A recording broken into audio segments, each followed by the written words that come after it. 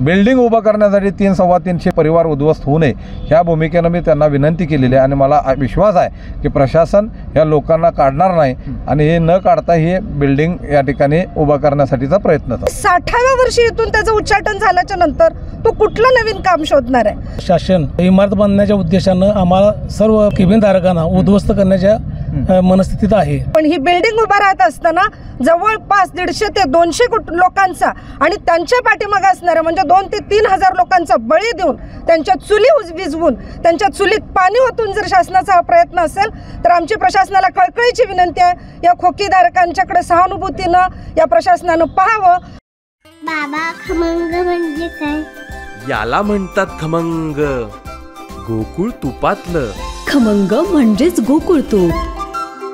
दर्शको नमस्कार, KK न्यूजमध्ये आपल्या सगळ्यांचं मनापासून स्वागत आहे. मी आत्ता टाऊन हॉलच्या समोर असलेले तहसील ऑफिस या ऑफिसच्या दारामध्ये आहे. आत्ता हे ऑफिस इथलं काही बांधकामाच्या कारणासाठी दुसरीकडे शिफ्ट करण्यात आलेले आहे. पण इथं आजूबाजूला असलेली ही जी काही दुकानं आहेत, दुकानं म्हणण्यापेक्षा स्टॅम्प रायटर आहेत, बॉन्ड रायटर आहेत, त्यांची जे काही छोटे छोटे केबिन आहेत, ह्या केबिन धारकांनी आता सगळेजण रस्त्यावर उतरलेले आहेत. ही काय नेमका विषय आहे, कशासाठी रस्त्यावरती उतरले, त्यांच्या मागण्या काय आहेत आणि ते काय एकंदरीत पार्श्वभूमी काय आहे ते जरा मला सांगा.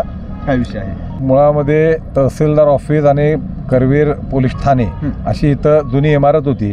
आता ती डिमॉलिश करून नव्यानं या ठिकाणी शासनानं बिल्डिंग प्रस्तावित केलेलं आहे आणि त्याचं आम्ही अभिनंदन करतो की चांगल्या पद्धतीनं या ठिकाणी लोकांच्या सोयीसाठी बिल्डिंग होणार आहे. परंतु गेली 30-35 वर्ष या ठिकाणी जे स्टॅम्प रायटर आहेत आणि 125 केबिन आहेत, म्हणजे 125 केबिन आणि त्यांच्यात 1-2 असे 300-325 लोक या ठिकाणी आपल्या सर्वसामान्य कोल्हापूरकरांच्या अडचणी सोडवण्यासाठी त्यांना मदतीसाठी या ठिकाणी बसलेले आहेत.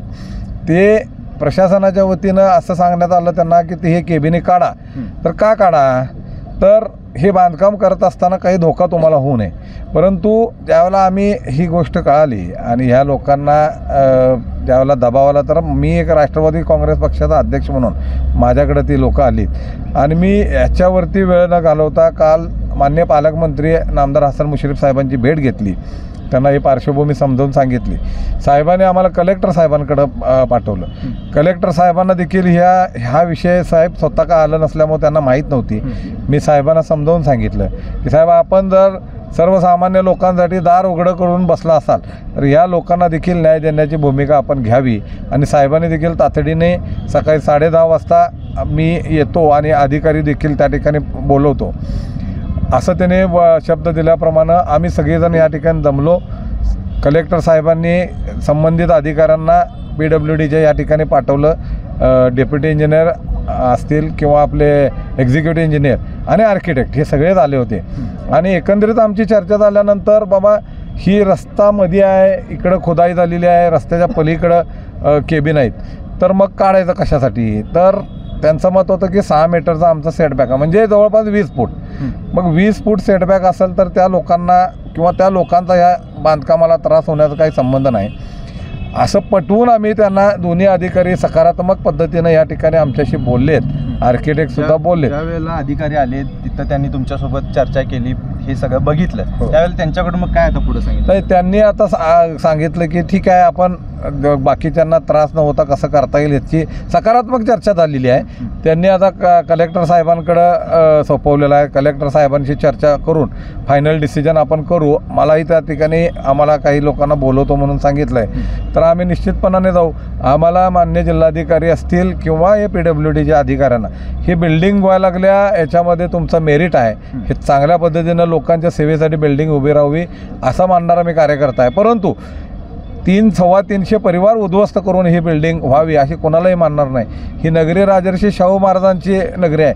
ज्या राजानं सर्वसामान्य गोरगरीब उपेक्षितांना न्याय देण्याची भूमिका केली, त्यांना रोजीरोटीचा त्यांचा प्रश्न सोडवला, त्या राजाची ही नगरी आहे. आणि मग बिल्डिंग उभं करण्यासाठी 300-325 परिवार उद्ध्वस्त होऊ नये ह्या भूमिकेनं मी त्यांना विनंती केलेली आहे आणि मला विश्वास आहे की प्रशासन ह्या लोकांना काढणार नाही आणि हे न काढता हे बिल्डिंग या ठिकाणी उभं करण्यासाठीचा प्रयत्न करतो. करवीर तहसील आवार कार्यालयात गेले 30 ते 35 वर्षापासून स्टॅम्प विक्री, बॉन्ड रायटिंग, टायपिंग, झेरॉक्स आणि शासकीय कामाशी निगडीत अनेक दाखल्यांचं काम 125 ते 150 बॉन्ड रायटर, स्टॅम्प वेंडर आणि त्यांच्या हाताखालचा वर्ग असे गेले 30 ते 35 वर्षापासून प्रशासन, शासन आणि अशिक्षित समाज याच्यामधला दुवा म्हणून सेवाभावी वृत्तीने हे काम करत आहे.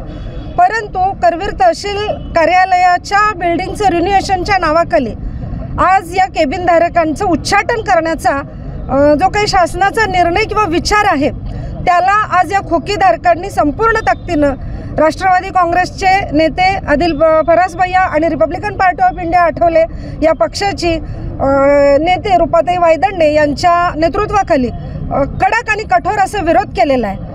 मुळात गेले 30 ते 35 वर्ष इथला बॉन्ड रायटर ही सेवा बजावत आहे. वयाच्या 25व्या-30व्या वर्षापासून त्याच्या कामकाजाची सुरुवात धरली तर आज तो 55 ते 60 वर्षाचा आहे आणि 60व्या वर्षी इथून त्याचं उच्चाटन झाल्याच्या नंतर तो कुठलं नवीन काम शोधणार आहे. प्रशासनानं हा प्रयोग याच्यापूर्वी केलेला आहे की बिल्डिंगचं रिन्युएशन काढल्याच्या नंतर इथला जो काही कामकाजाचा भाग आहे तो शाहूपुरीमध्ये वर्ग केलेला आहे. पण शाहूपुरीमध्ये जाण्याचा लोकांचा अजिबात कल नाही, तर ग्रामीण भागातला जिल्ह्याच्या टोकाहून लोक इथं याच करवीर तहसील आवारात या बॉन्ड रायटरांना वर्षानुवर्ष शोधत येतात.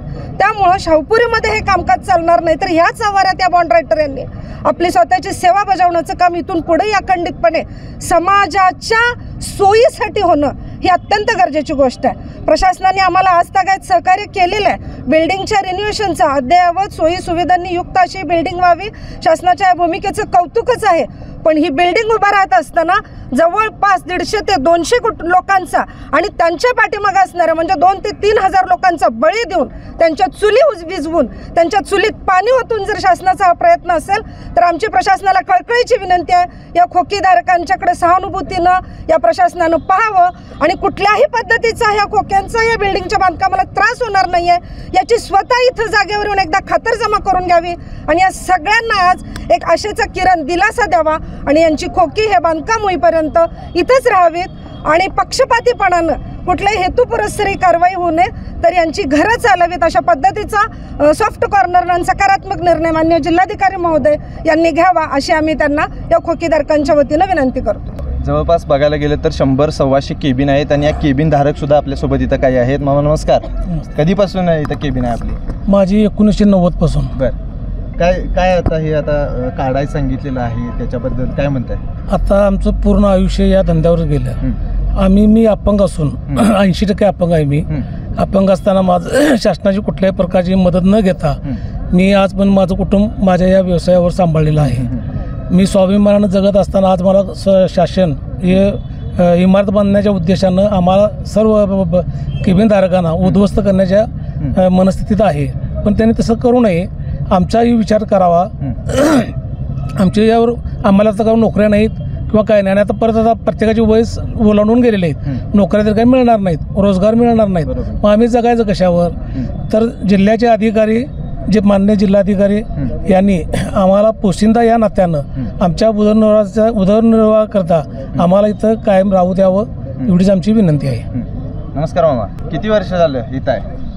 मी जवळजवळ 1993 इथं आहे. बरं, काय काम करताय आपण? मी टायपिंगचं काम करतोय. कुठे आहे तुमचं केबिन? कुठे आहे इथं? इथे मागच्या बाजूला आहे. बरं, पहिले ते शिपयार्डमध्ये होतो, इथे समोर होते, तिथून आम्हाला हलवले इथे शिफ्ट केले. ह्याच्यानंतर परत इथनं परत हलवून तिथं ही इमारत बांधत असताना आम्हाला शिफ्ट करून तिकडे घातलेली.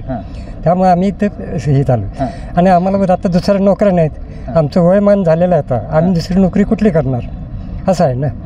ह्याच्याशिवाय आम्हाला दुसरं काय येत नाही. जिल्हाधिकारी साहेबांना असतील किंवा ह्या अधिकारी साहेबांना काय विनंती कराल? एवढंच आहे की हा यातच ॲडजस्ट करून आम्हाला तिथंच हे करावं. उद्या काय आम्ही त्यांना सहकार्य तर आहे.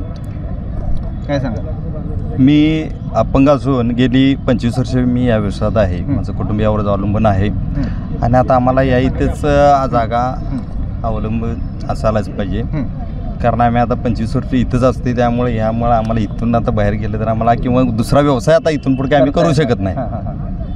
आणि बिल्डिंग बांधायला कितीतरी दिवस लागतील?